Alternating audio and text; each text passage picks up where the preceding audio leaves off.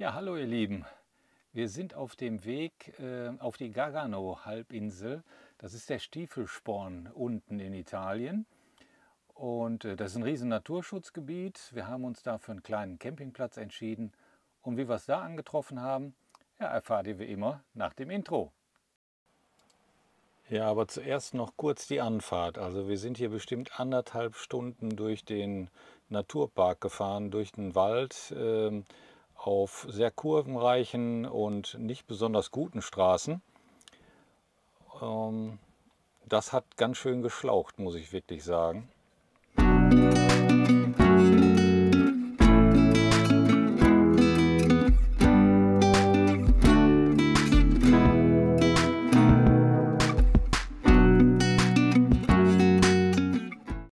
Im Anschluss ging es dann noch auf der Küstenstraße weiter, die ebenso kurvenreich und auch nicht besser vom Asphalt war als das Waldstück. Und hier sind wir noch durch einen Abschnitt gekommen, wo wohl mal ein Waldbrand gewütet hat. War vielleicht noch gar nicht so lange her, denn es roch auch noch sehr unangenehm. Und dann haben wir endlich die Einfahrt zum Campingplatz erreicht, den Baia e Cala Campi.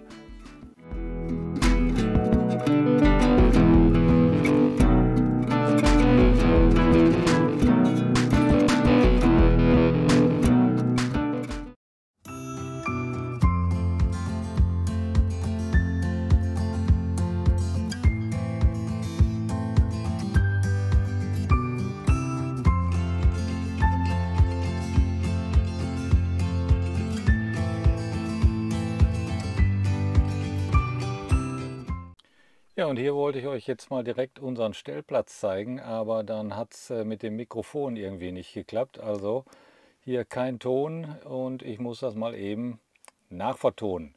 Ja, wir stehen hier so circa in der dritten Reihe. Jetzt laufe ich mal mit euch direkt zur äh, schönen Aussicht. Da ist nämlich eine kleine Steilküste und von da aus hat man dann einen wunderschönen Blick über die Bucht, an der dieser Campingplatz liegt. Und die Bucht ist auch nur für diesen Campingplatz mit dem kleinen Strand davor, mit dieser Aussicht auf die zwei kleinen Inselchen da rechts. Und links rüber der Schwenk, das ist schon das andere Ende der Bucht. Da haben wir dann auch die Beachbar, die man noch undeutlich sehen kann, und auch das Restaurant. Hier ist zum Beispiel der Blick von der Beachbar auf den Strand. Also wirklich sehr, sehr schön gelegen.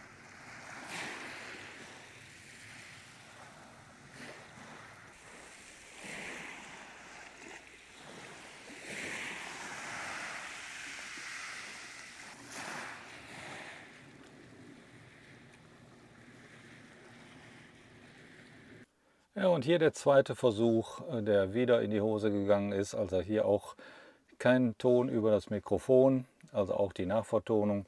Ich wollte euch nämlich den Sanitärbereich zeigen. Das machen wir ja nicht unbedingt nur, wenn es besonders gut oder besonders schlecht ist, aber hier gibt es doch eine Besonderheit und die wollte ich euch nicht vorenthalten. Also jetzt mal ganz kurz dann der Blick auf das und in das Sanitärgebäude. Ja, hier geht es also hinein, links für Männlein, rechts für Weiblein. Im Gang liegt meistens ein Schlauch, denn damit werden die Sanitäranlagen hier gereinigt, immer mit fließend kaltem Wasser. Ich glaube, chemische Zusätze werden hier nicht eingesetzt. Dann haben wir hier sehr viele Waschbecken, übrigens alle mit kaltem Wasser, ohne Seife. Dann gibt es hier offene Duschen, ähnlich vielleicht wie auf dem FKK-Campingplatz. Da waren wir noch nicht, kann ich also nicht so beurteilen. Es gibt die Waschbecken für die Wäsche mit kaltem Wasser. Es gibt Spülbecken jede Menge, auch nur mit kaltem Wasser. Und ja, die Anzahl der Becken ist schon wirklich erstaunlich. Da gibt es sehr, sehr viele. Ihr seht das hier. Wir gehen mal außen rum. Auch hier die Waschbecken für morgens für die Toilette. Dann da geradeaus Fußwaschbecken. Dann rechts haben wir nochmal ein kleines Gebäude, auch nochmal Waschbecken von außen. Dann kann man da vorne die Chemietoilette entleeren.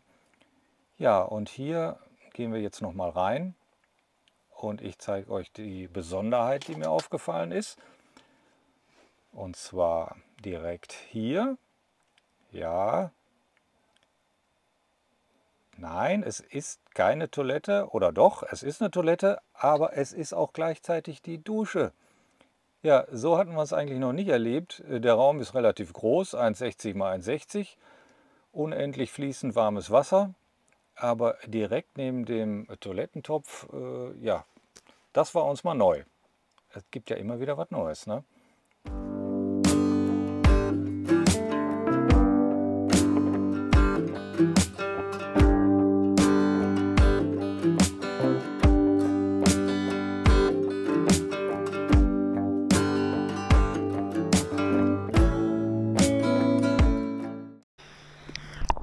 Das Wasser in der Bucht war sehr klar oder ist sehr klar und man kann sich dann auch von den kleinen Fischen da mal an den Füßen herumknabbern lassen. Woanders muss man da Geld für bezahlen.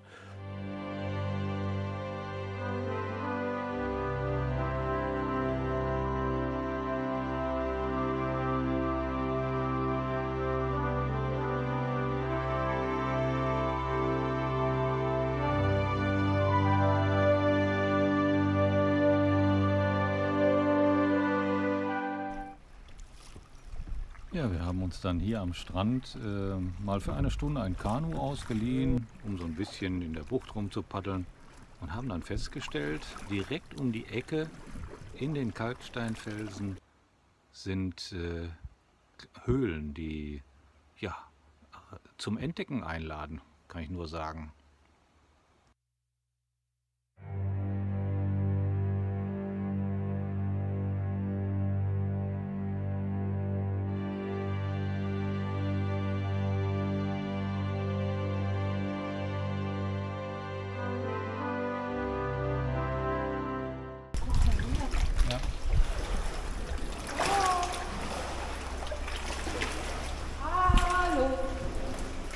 Haha, hallo.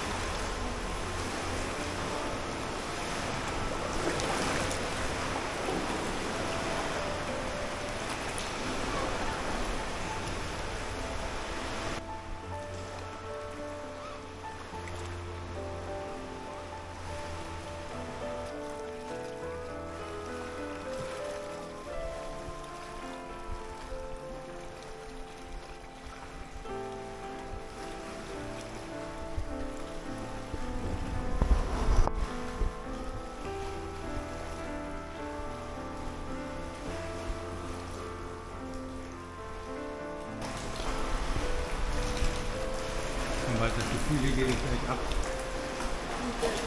Hä? Ja, gleich ab. Ja, aber die Steinstützen des Rechts.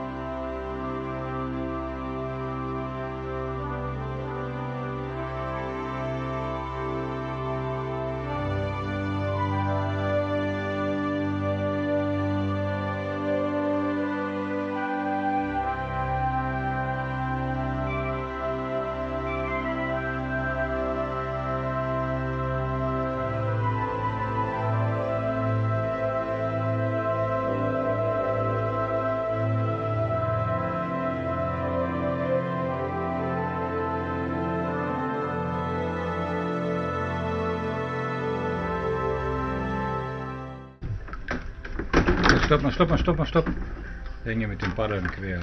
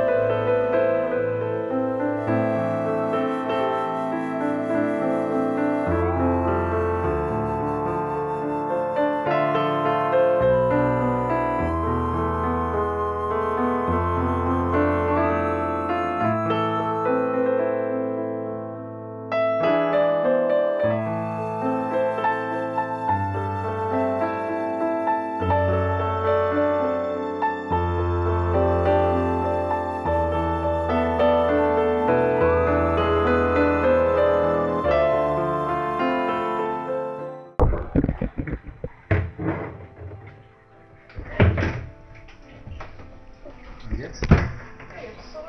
So. Ich werde nur die Kabel ein bisschen sichern.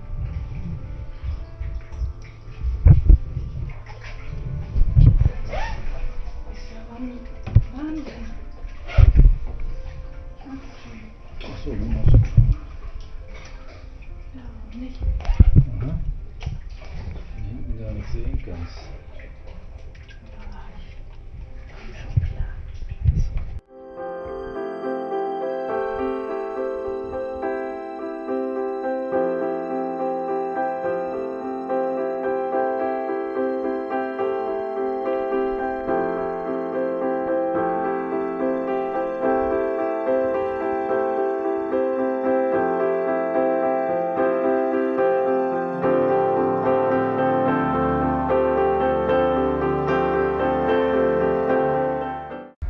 Ja, wir machen heute eine kleine Fahrradtour hier vom Camping aus die Küste entlang Richtung Vieste. Leider gibt es keinen Fahrradweg, also man fährt immer schön an der Straße lang.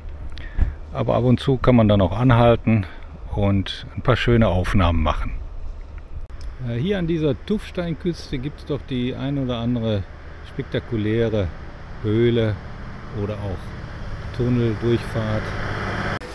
Ja, wo Sonne scheint, da gibt es auch Regen und dann muss man sich möglichst schnell irgendwo unterstellen. Am besten irgendwo bei einem Cappuccino oder irgendwas Leckerem.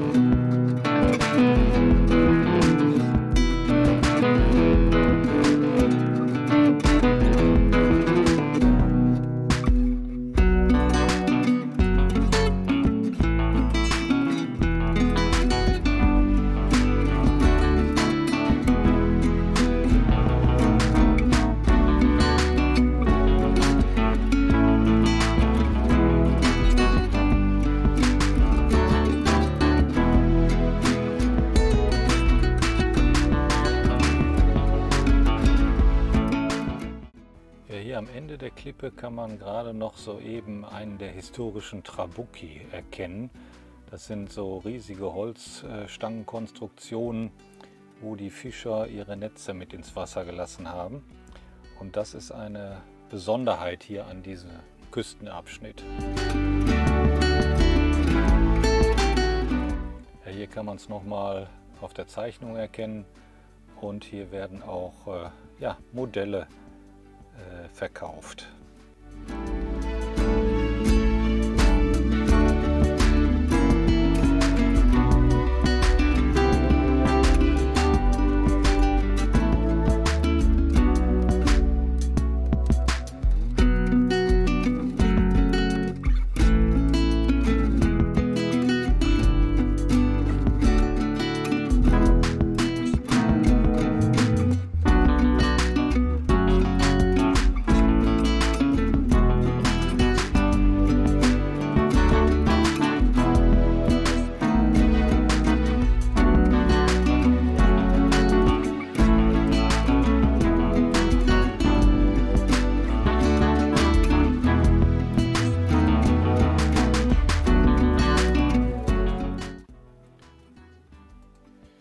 Ja, der Rückweg erfolgt dann mit den Rädern wieder an der Straße entlang, weil es ja leider keinen Fahrradweg gibt.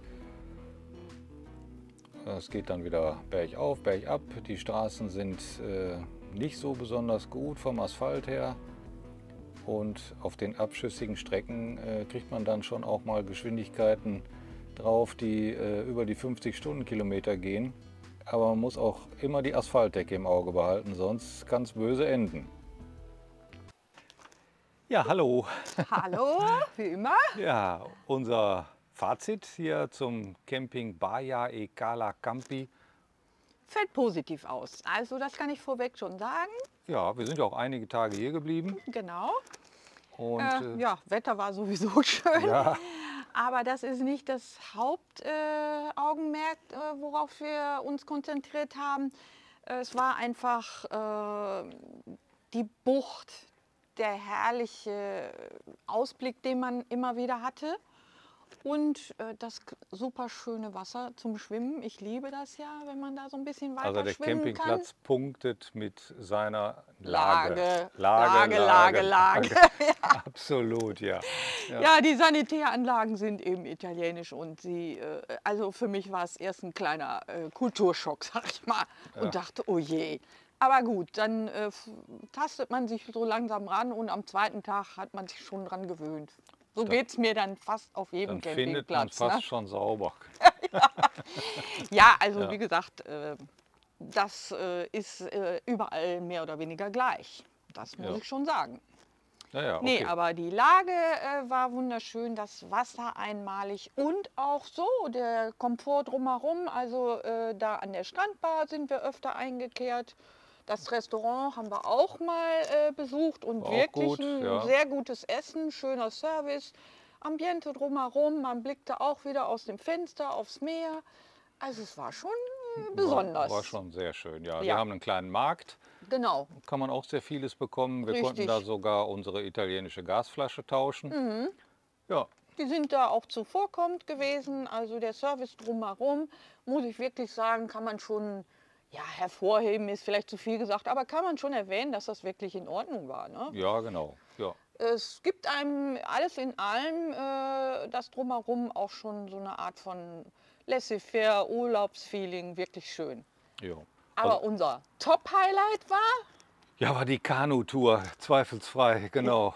Ja, also man kann da am Strand sich Kanus leihen und wir haben gedacht, ach, paddeln wir mal so ein Stündchen aufs Meer hinaus, ist ja super flach, das Wasser, keine Wellen.